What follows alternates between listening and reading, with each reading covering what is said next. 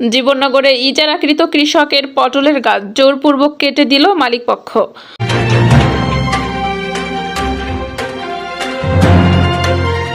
দর্শক, স্বাগত জানাচ্ছি বিবিআর নিউজে। শুনছিলেন সংবাদ শিরোনাম।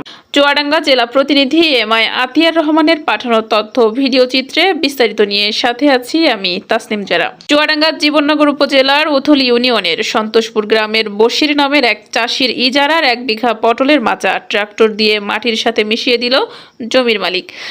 আর এতে কান্নায় ভেঙে পড়েন কৃষক বশির উদ্দিন, সন্তোষপুর গ্রামের মোতালেব হোসেনের পুত্র।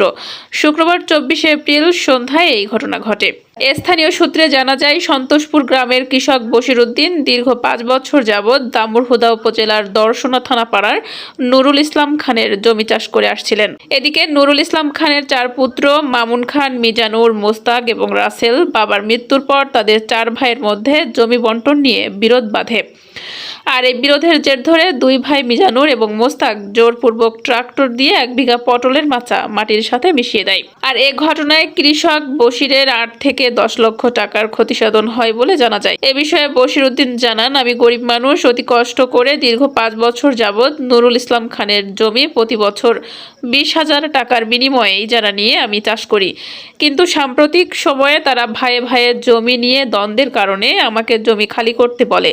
তখন আমি বলি, আমার পটলের মাচায় পটল ধরেছে, আমাকে কয়েকদিন সময় দেন, তারপর আমি আমার জমি খালি করে দিব। কিন্তু তারা আমার কথা না শুনে নুরুল ইসলাম খানের 2 পুত্র মিজানুর ও মোস্তাক এবং তাদের সহযোগী সন্তোষপুর গ্রামের পেঁচো গাজীর পুত্র মুক্তার গাজী, ভেদর পুত্র ওসমান, আবু বক্করের পুত্র রশিদ গাজী, কাটু গাজীর পুত্র মাসিরুল সকলে মিলে ট্রাক্টর নিয়ে আমার পটলের মাচা ভেঙে গুঁড়িয়ে দেয়, সেই সাথে আমার কষ্টে অর্জিত ফসল মাটির সাথে মিশিয়ে দেয়।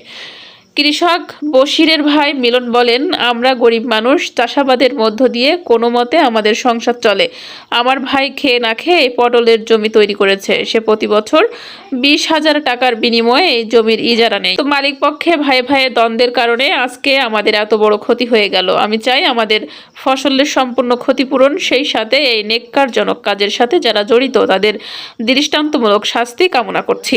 এ বিষয়ে জীবননগর থানা অফিসার ইনচার্জ সুলাইমান শেখ জানান, এই বিষয়ে আমরা থানায় একটি লিখিত অভিযোগ পেয়েছি। ঘটনাটি তদন্তপূর্বক পরবর্তীতে ব্যবস্থা গ্রহণ করা হবে।